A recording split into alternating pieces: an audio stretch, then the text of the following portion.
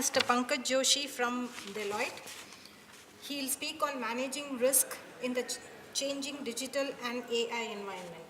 Pankaj is a director with risk advisory practice at Deloitte India. Pankaj specializes in cyber risk services, identity and access management, automation consulting and delivery services. Pankaj is CISSP and SABSA certified professional. In addition to this, Pankaj holds server vendor specific certifications.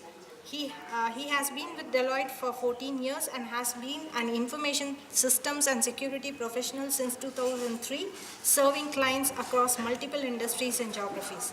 Prior to information security experience, Pankaj has also spent 5 years into systems integration and administration, data networking and multimedia. May I request Mr. Pankaj to come on stage? To the AV guys for spraying a cold jet of air in the Chennai environment, right? Yet another example of digital transformation, right? Back then when I was a kid, we used to have that film camera and you had to wait 4 months to see your picture back on the paper, right? Because the roll would not get full, like 32, 36 shots. You just wait and see the camera every week, 5, 7, 10.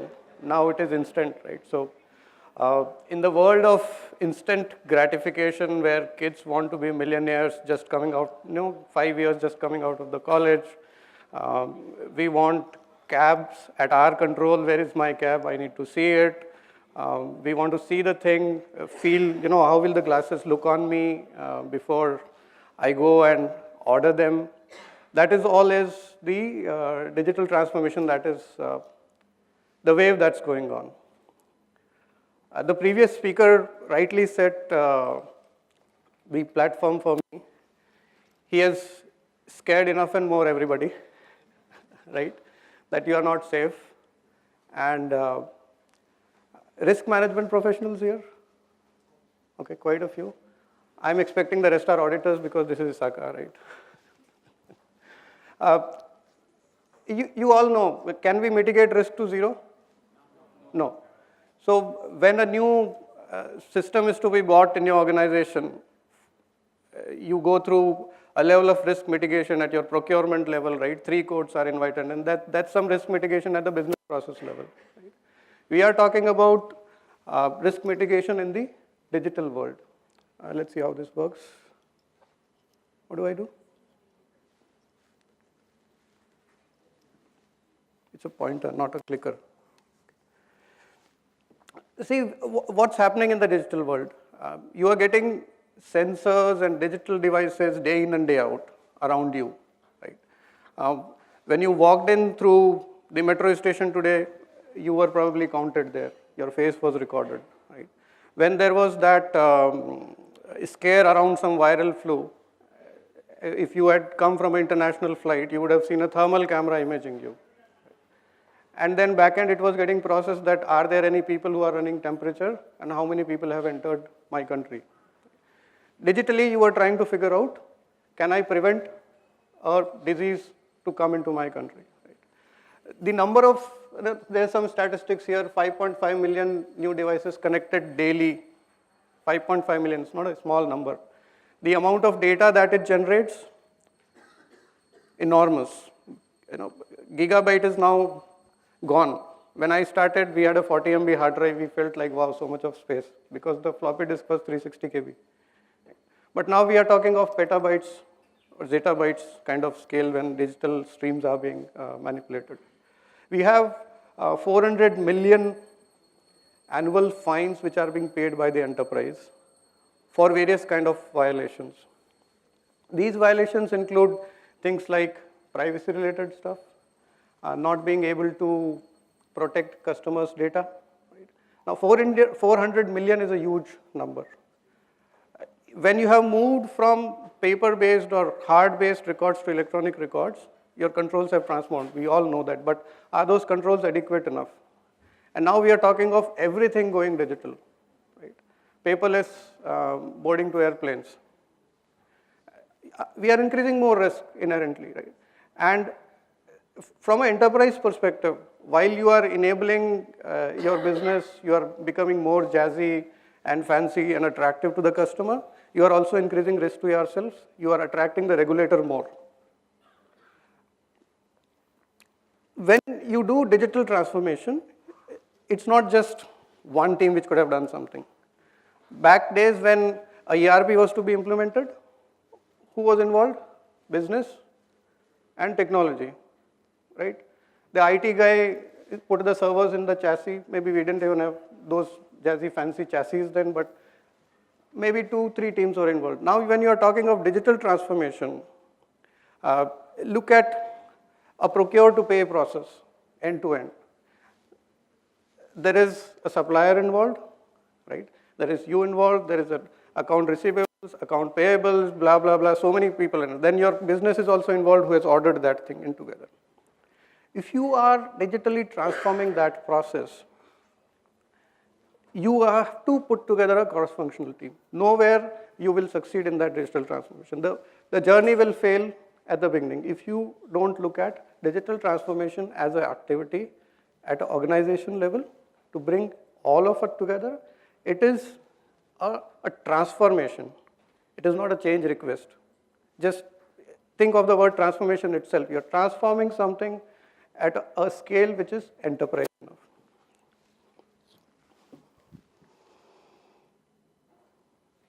Coming to India, right?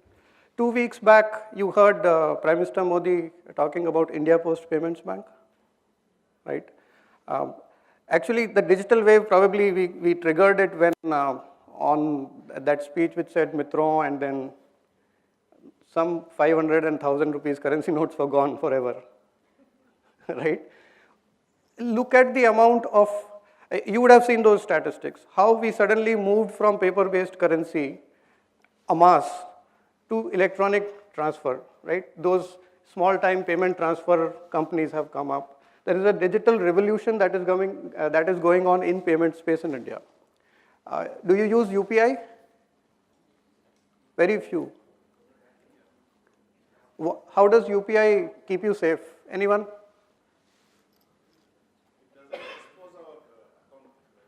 Yeah. UPI doesn't expose your account number to the other person, right? So if you are, I'm sure everybody has a bank account, and if your bank is digitally enabled you to do UPI, I would strongly advise you to take up UPI, because you then give someone an alias instead of an account number, right? And for 5 or 7 account numbers, you can have one primary account linked with that alias. I can give you my alias if you are all transferring money to me, right? But UPI has put a layer above your account number. You have to create different alias, and it enables it that way. But the case in point is, there is a digital transformation which is happening. You don't have to remember that 16-digit account number. You don't have to remember that IFSC code and all those things together, right? UPI has come through NPCI, and a good digital revolution has taken place there. India Post Payments Bank is same digital transformation initiative by the government, moving in the same direction, where the merchant, a small shopkeeper, will be able to disburse money to a farmer, right? Or the postman will come to your door with a tablet and cash. He will directly be able to deliver cash to a farmer from the India Post Payments Bank account, instead of now the farmer traveling 40 kilometers because the bank branch is locally not available in the village. So the transformation is now hitting you in the rural as well. If we are thinking that transformation is just about the urban culture, no, it is not. Cell phones have reached everywhere, and I'm not talking about the feature phones, I'm talking about touch screen smartphones, they have reached everywhere. There are 150 million internet users in India. I mean, it doesn't need to say anything, everybody is glued to phones. We don't look at each other, we look at our phones more, right? 73% of IT decision makers believe that firms will fail to embrace IT automation on large scale in next 5 years will be out. So if you are not looking at automation, seriously, start looking at it. And this automation is the digital transformation that we are looking at it. There are property these builders and construction companies who are looking at an end-to-end digital experience for a customer. So when you walk in to that site, you are no longer asked to fill a paper form. You are given a small kiosk, or you are given an iPad or something like that. You fill your data there. You have a great experience. Oh, wow, right? Restaurants are offering menus on tablets. I'm sure you would have seen one of those. But in the back end, what are we doing with that data? The lead management software, how many customers came, what was the customer's profile, does he have the paying ability, all that is now getting digital in backend. Because earlier I had to scan that form or someone had to type in it, it was a time-consuming process. Now, because the data is available to me in digital format, I am able to readily do some analytics on leads, who is a potential customer who will have the power to purchase a property from what I am constructing. Right? Aadhaar, everybody has Aadhaar number now, right? There are jokes around it, right? Earlier we used to sign, we were literate, now we are. But a great implementation of biometric records, India has led a big way into it. Again, a good example of digital transformation. Think about it, RuPay cards, have you heard about it? Right? So what has happened is, in the RuPay card, you now have, so these MagStripe cards have these tracks where you can write data. People from that background would know, right? The card number is written there, so when you swipe it, the card number is read from there. With Aadhaar and that RuPay card linkage, there are cards which are available which have your farmer's Aadhaar card in the MagStripe. So when the grain procurement happens from the farm, the government liaison guy goes to the farm and says so many tons of grain, wheat, rice, whatever the produce is, he puts it into this device, swipes the farmer's Aadhaar card. You can link it with UPI, whatever you want to do it, but the money is directly transferred to the bank account of the farmer, right? The whole brokerage piece is gone from here. Another example of great, you are linking 1 and 4, probably UPI may not be there, UPI be there, but Aadhaar card linking with banking accounting system, and then our own RuPay card systems. In India, if you are looking at the industry scale, there is 21.4 billion in 2018, which is AI's share. It will grow to $190 billion in 2025. We are talking of dollars here. It has already reached a peak. So the number is quite big, where we as a country are investing in artificial intelligence, digital transformation initiatives. And India generates 2.9 zettabytes, or we will generate 2.9 zettabytes mark by 2020, which is enormous. Processing these digital streams back in the Western world, what happens is when this digital stream comes in, these big data platforms, imagine you have these CCTV cameras in road taking capture of vehicles moving around and all that. They also capture audio. If a gunshot is fired somewhere, the system is able to detect it and send a message to the nearest police car that a gunshot is fired in this area, please reach immediately. No one has to report. Yes, people do report that gunshot is fired, and there is a reactive thing to it, but now you are proactively telling law enforcement that go and report at this place, something wrong has happened. Yes, there will be false positive, false negative. We can debate all those cases, but the technology exists today.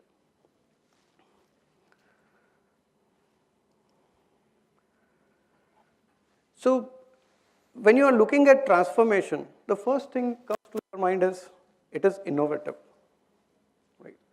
Innovative in the sense, Uber cars. When we look at ordering a cab going from one place to another, you know where that cab is. Earlier you would call that guy and he would say, I'm here, and he would not be there. Right? He would not come in 30 minutes. Now you are able to track your vehicle. Now they have also enabled a technology where you can share the progress of your trip with your well-wishers, so that you know where the car is or when the car is arriving at your home. We spoke about Alexa earlier. A funny incident happened with that. A lady had a box delivered from Amazon at her doorstep. She wondered, when did I order it? Right? Maybe someone gifted something to me and she was happy about it. But then when she opened the box, she realized she herself had ordered it. It was from her Amazon account.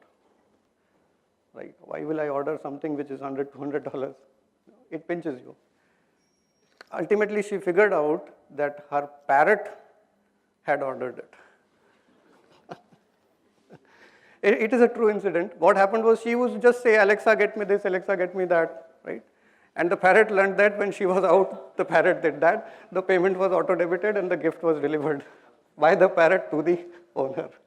So innovation can, give these incidents as well, but this is something innovative. People, if you have passed through Hyderabad airport, paperless boarding, right? And you've also heard that Bangalore airport will go facial recognition based boarding to aircrafts. That's another example of innovation, right? We already have cars which move on the road without a driver. Right? And I'm wondering, the car next thing will say is when you sit in it at 8 a.m., the last Friday you went to that bar, do you want to go today? So that's where humans will meet technology, the replication of human mind will start coming in. Right? Customer experience, I've spoken about other examples as well in it. When you are looking at a digital transformation journey, you look at an end-to-end experience. A study says that a lot of customers, and even a lot of you, go back to the same shop because you like the experience there. Right? It's the same brand apparel, same brand shirt or trouser or a women's clothing being sold at different store, same MRP or same amount of discount. But why do you go to a specific store? Because your experience at that store is good, right? Maybe the staff smiles a lot, staff is helpful, whatever be it. Same thing applies to digital. Large organizations which employees of 5,000, 10,000 scale, what they are doing is they are putting chatbots in place. A chatbot where you can say, I will be on leave next Friday. That's it. After that, the chatbot takes care. It goes onto your leave management system. It posts a leave for next Friday. If your boss doesn't approve it, it says, boss, please approve. Sends an email to boss as well, right? But your experience has improved. If you need access to another application to do some of your job duties, you can go to the chatbot and say, hey, Mr. Bot, give me access to this specific module in SAP. And in reality, I have built those bots, so I can tell you. A drop-down comes on the screen. These are the roles available in that module. Which one do you want? Click OK. It goes to the approval process if there is one, right? And you get access to it. So the whole interface of your company's intranet portal and internal website is soon going to go away. You will be interacting with a digital assistant, which is available through the browser or which can be installed locally on your machine. Operational efficiency, of course, transformation, robotics, etc. gets you operational efficiency. You get more quality in work. There is less human error and good things around it. Employee engagement, the same chatbot example that I gave, right? It has your, plus in an organization, if you are transforming digitally, an employee who wants to get on this digital transformation bandwagon will get engaged as soon as possible. And if you are not engaging yourself in that, you are losing in the race.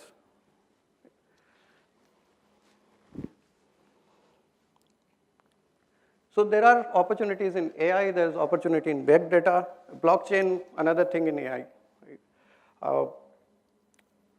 When you are buying frozen products, let's say you are in a supply chain business or you are a retailer buying a lot of frozen products from your suppliers, you do smart contracts based on blockchain. Right? What it does is, you set in the contract that the product will be stored at such and such temperature, right? 0 degrees or -4 degrees or whatever be it. Its shelf life should not be more than that, XYZ. Now all this is monitored in the cold storage directly by the IoT sensors which are put on there. or the thermal sensors which are put on there. The RFID-based technology allows you to track when is that box stored, when did it come into the warehouse, when did it go out. This smart contract is now stored in the blockchain. So moment something goes out of warehouse, you know how old was that packet, and now you are integrated with your transportation system as well. So where that box is, in which truck, which location, is the truck's air conditioning working or not, or refrigeration system working or not, all that gets integrated together. Over the time, you gather data about your supplier. And it's not just one supplier, there are so many suppliers integrated together. You start realizing that this supplier often defaults, right? Either he does not give on time, or his warehouse is not maintained properly, there are hygiene problems, etc. etc. So blockchain and AI and big data all put together can solve a lot of your supply chain problems. That's just one example of it. It's also being used in healthcare. So perfect example in radiology. All these X-rays, MRIs, CT scans which are being done. Now the manufacturers of these radiology machines are offering that machine for literally very less cost, or could be possibly free for you. What they are asking is, give me the data. Right? Data is the new gold. Give me the images that you are capturing, of course, anonymize them, right? That don't give me the name of the person whose X-ray was it, etc., etc. But give me the other parameters to it. What was the age of that person, gender, was there a history of some disease, etc., etc. What they are doing is putting all this radiographs into their big data platform and helping in diagnosis of diseases. They are helping in predicting that in one area this specific type of disease is rampant or something else is going on. So example of, now in this case what happens is the hospital has to sign a contract with the central manufacturer who's supplying you these radiology machines. So the contract or the consent with the hospital goes on the blockchain platform. I'm going on and on, but if you have questions or if I'm just going over the head, just want to take a pause here and, am I making sense? Yeah, okay. Example of blockchain, Government of Rajasthan has put land records on there. Government of Telangana has also set up a center for blockchain research and all that. They are putting their land records on there. Look at the statistics. 66% of civil court cases are due to land or property disputes. There would be many in this room who would feel attached to that first paragraph there, right? There is a land dispute that you are dealing with. All this can be reduced if we start putting our registration deeds on blockchain system. So the government has to do it, of course, the revenue department has to do it, but Rajasthan and Telangana lead the way there.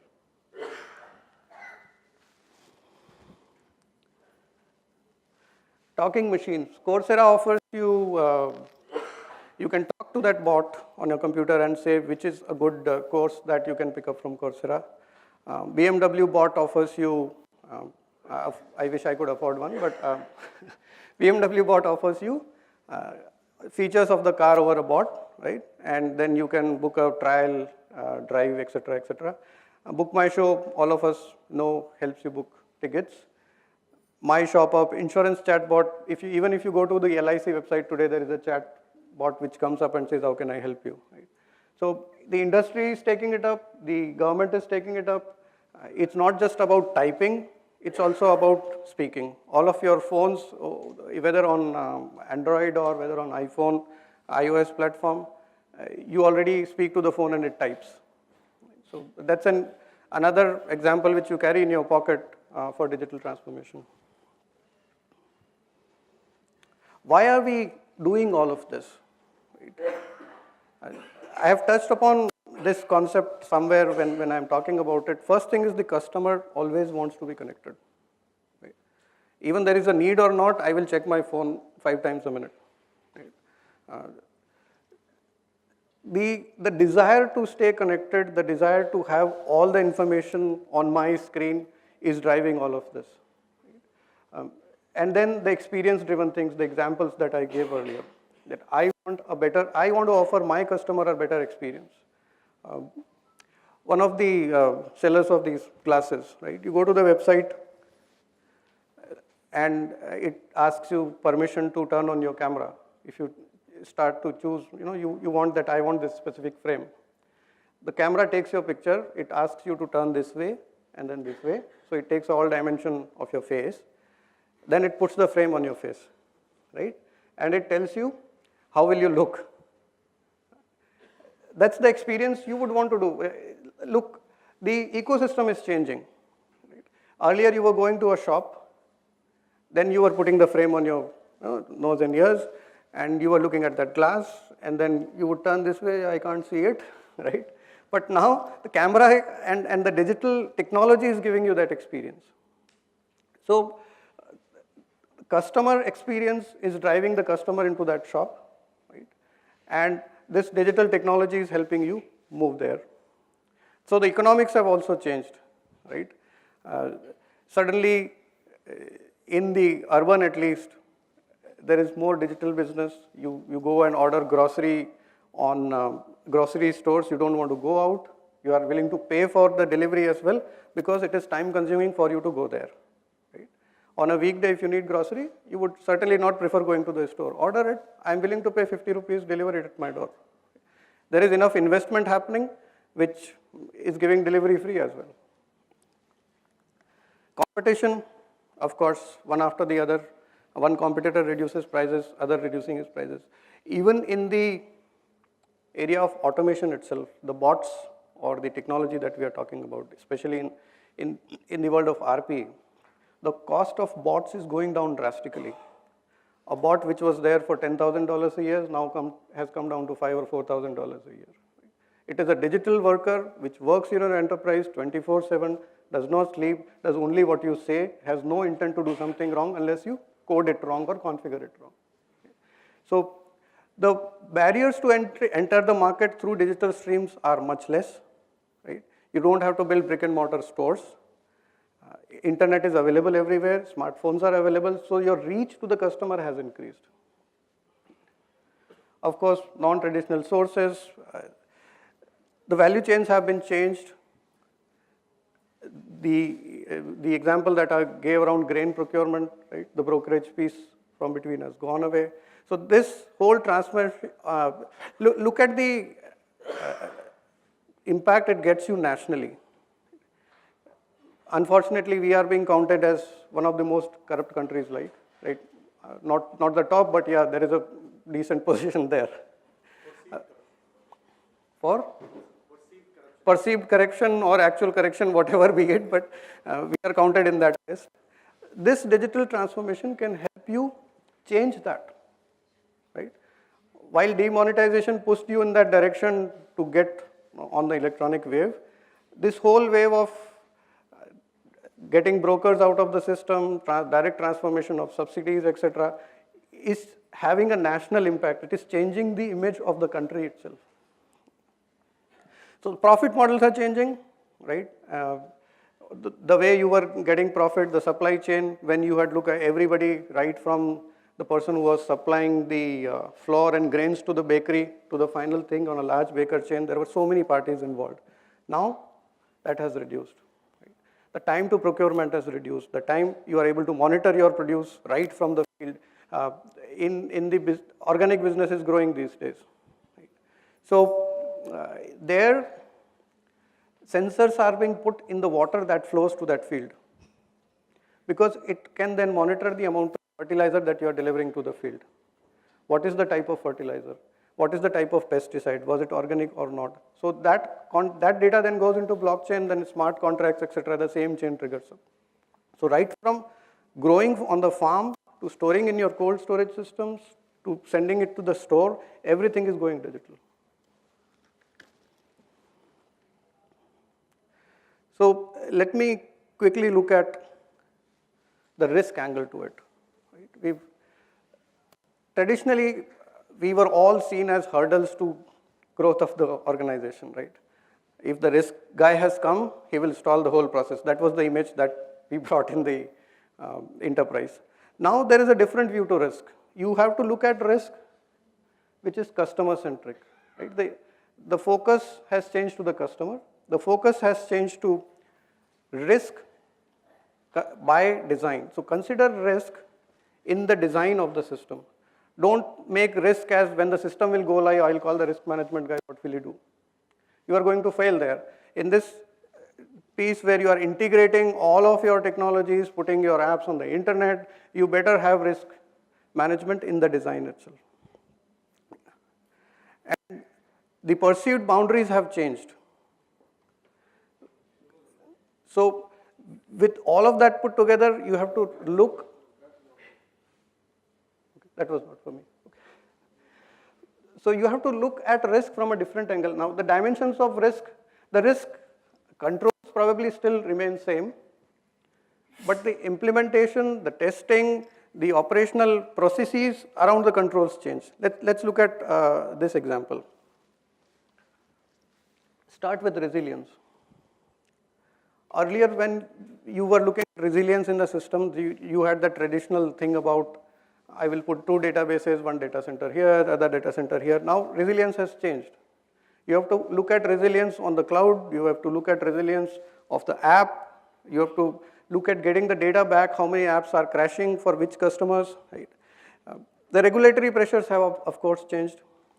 GDPR was a big thing that came in last few months. If you are storing customer data, right, you better be careful about it now. So the examples that I gave, for example, the hospital thing, right? GDPR and the health regulations directly apply there. What data are you passing to the main agency which is storing your data on the big data platform? Where is that data getting shared to other doctors? Is consent being given or not? The regulatory pressures are big, so you have to think it in a different way. Data leakage always remains a problem. It was there when we started putting our systems on internet or even on network. How are you preventing data leakage in a world of digital transformation? You are talking about cabs being ordered from here, right? If someone gets into that platform and takes away credit card numbers. Those hacks have been happening, but the avenues you have provided to hackers are more. Every individual carries a banking app on the phone, and I'm not scaring you, right? So there are so many touch points the bank has over the internet into the internet banking server, which ultimately connects to your core banking server. Third-party risks. Who is developing your app, right? Is he hiring the right type of guy? We all know about third-party risk assessments that we do, right? A humongous spreadsheet, 20 tabs on it, each tab has 15 or 100 questions, back and forth, the spreadsheet moves. However, if you are having a vendor who's doing digital transformation for you, are you doing that check for him? Because the avenue has changed. Right? What type of app is he developing? How are you doing secure code review of that app? Of course, technology, strategy related things. Am I strategically looking at digital transformation, or am I just saying I have to do it? Right? If you are not looking at digital transformation in your company's strategy, the statistics that I gave earlier, you will be out of the business. So strategically, digital transformation is to be placed at the C-level in the boardroom. It is a discussion almost all of the Fortune 500 companies are having. Things around operations, a lot of it is changing. You are bringing bots in your environment, right? Earlier speaker gave examples of vulnerability assessment, penetration testing being done by bots, identifying false positive, etc. Now your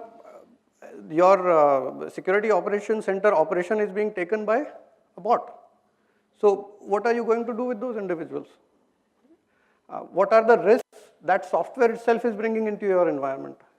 So if you have got an automation platform or an analytics platform in your enterprise, have you thought about license violations that you will create with your existing software? A bot logging into a SAP system with a human account or a named account is a violation of SAP license. You have to buy an indirect license for automation.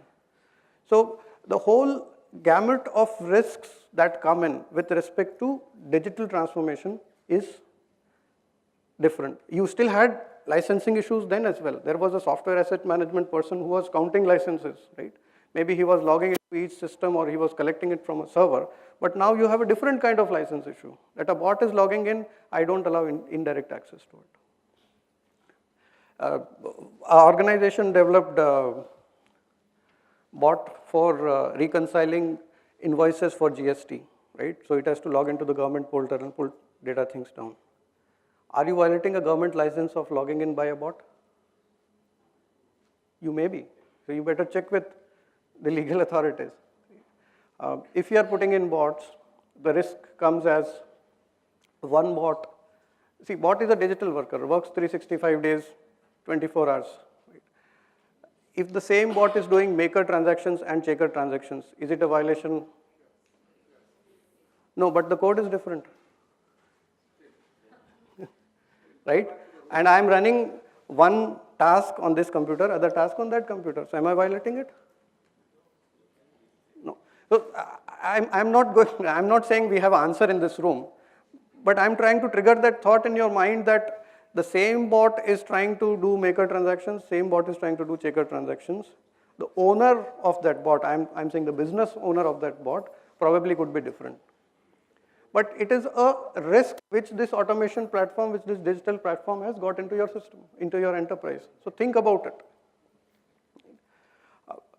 In terms of resilience, what will you do if your digital transformation, digital system goes away?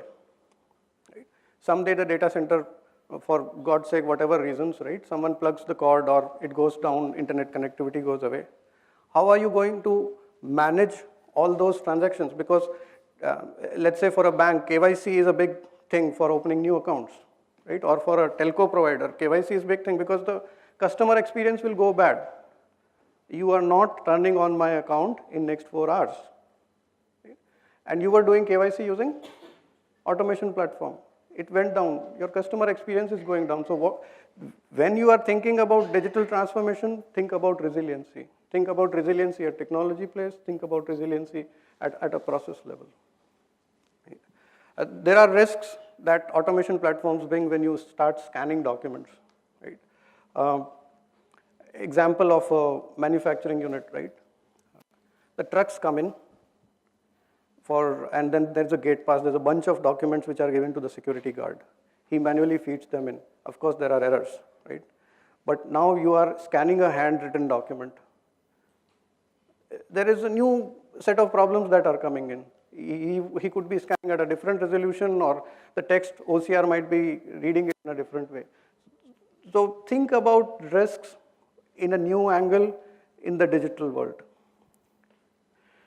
Cyber risks, privacy risks, all of these circulate around all the digital avenues that you have. Right?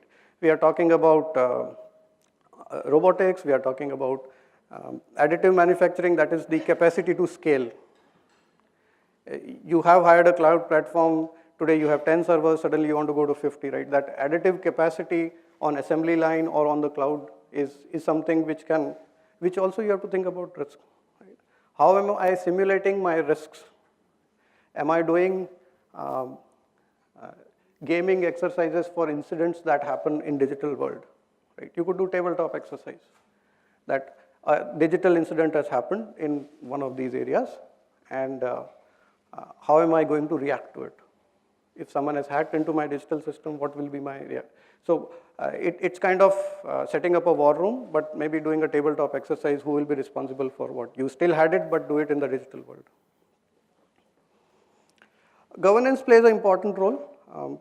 Digital transformation is something which is an enterprise level change.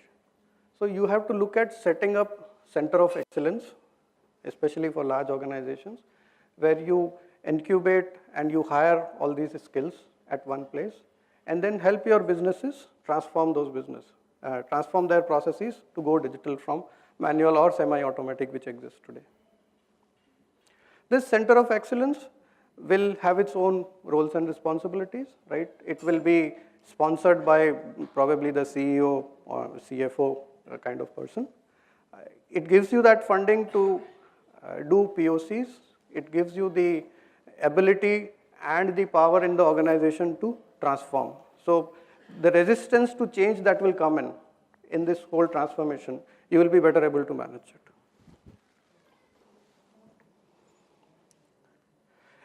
There are digital transformation maturity levels which you can look at, right? We all know CMMI, right? Start from level 0 to level 5 and good things. You could do an assessment of your processes and say, what is the maturity of my digital processes? Overall at an organization level, what am I? Am I digitally enabling my customer, myself? Okay, the last minute. I would just leave you at this thought. Be future-proof, have thought leadership on it, or hear out the thought leaders if you can't be in the thought leadership space, right? Do proactive interventions. This is the age now when digital is picking up. Don't stay behind, right? That is a risk to your business at a strategic level, and be aware of what's going on around the world. So digital transformation is not going to go away. We have to run along with it. That's the message that we have to look at. Open for questions.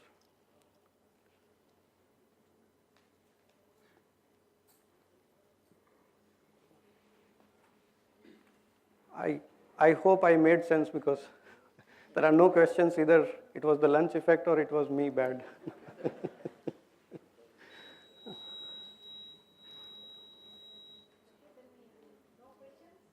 Yeah, there is a question.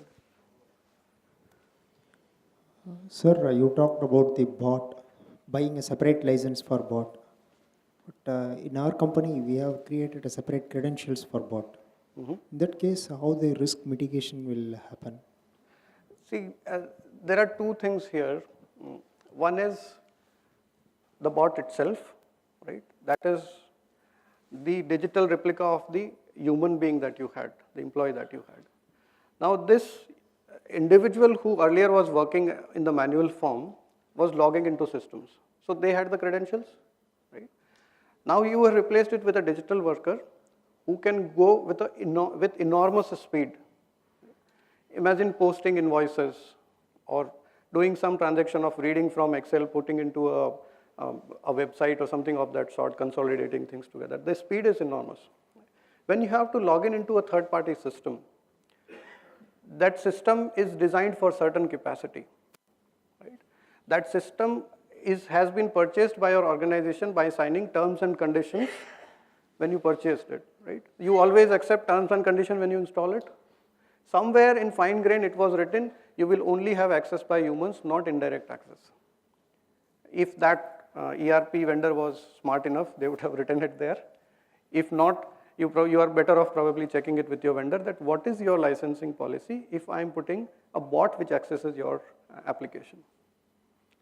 SAP very clearly 4 months back has released that using indirect access for SAP interface is violation of SAP terms. You should buy a indirect access account. Yes, you should be talking to your vendors, especially the ERP ones who are very sensitive to licensing, and getting a consent there. I have one more question. If the bot is going to do the same process of like maker and checker, it's going to be a different program. Whether it complies with the ICFR requirement or? It is how your auditor sees it, right? It is a question we can debate in a conference room, how you have set up the whole process, right? When you put in bots in an organization, you certainly don't put 1 or 2 bots, because the cost is humongous to the return on investment that you would get in. So when you're putting 20 bots, and when I say a bot, it means a digital worker who can work 24/7, right? For 3 hours in a day, you can tell the bot to process invoices, then maybe stay idle for an hour if you want to give rest, right? And then say that, do KYC work for me. Now this is one thread which is running somewhere, one bot.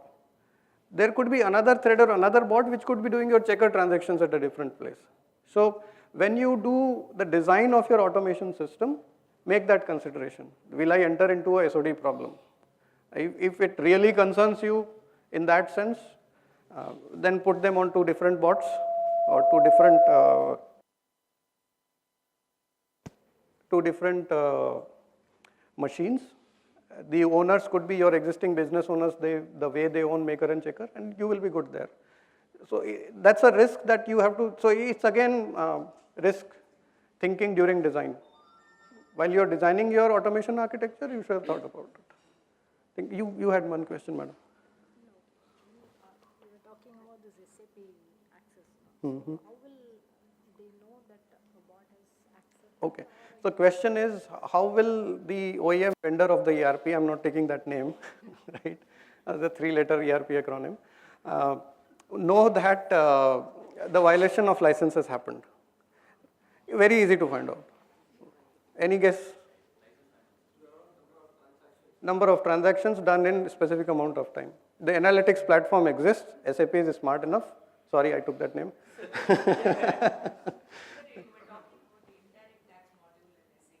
Right.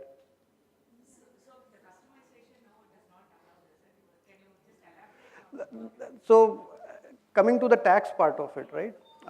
When you get bots, the first level of automation, we are not talking of artificial intelligence or cognitive or machine learning, anything of that sort. I'm just talking of basic mimicking human actions which are decisive in nature. So if I do it, you do it, he does it, the answer will always be same. It's not buying stock, right? Someone will say yes, someone will say no. So bot is an algorithm which works always the same way. You are mimicking human actions. It will do exactly what a human being does. So we are not changing a interface. What we are doing is, it's like record and play my actions. So person who was doing tax reconciliation in SAP was going through different screens, right? Pulling data from a SAP file, from an Excel file, from some text file, from an email that came from the vendor, invoice, purchase order, whatever be it.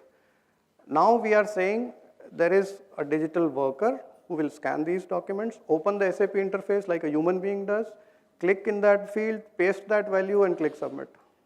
You can literally see it on the screen. The presentation is put in a different way, so I can't show you those videos here, but I'm happy to touch base offline and show you those videos. So it's literally mimicking human actions on screen.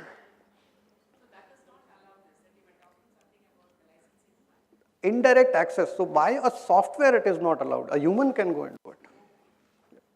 That's why they have put those CAPTCHA boxes, right? You have to type that image. That's what prove I am not a robot. Now you are putting a robot for business. Something which you are trying to prevent, now you are using it for your own business benefit. Do you see any changes in risk methodologies or calculating the risk in digital transformation or the current? So the question is, will there be a change in risk methodologies when this digital transformation comes in? Your fundamental areas of risk still remain the same, right? You still need a complex password policy.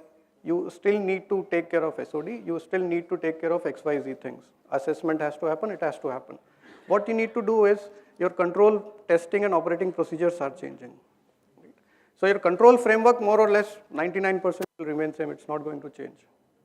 Now you have to think about doing an assessment of the automation platform. You have to think about doing an assessment of the big data platform. You have to think about doing vulnerability assessment, penetration testing of all, or whatever you're doing. So whatever is your risk methodology, apply on this digital platform as well. And the beauty of it is you can use this automation to also do your risk assessment. So you can do it by the bot or you can do it for the bot.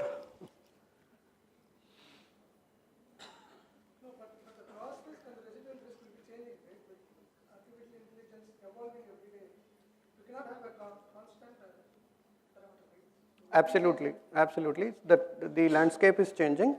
It changed a few years back, right?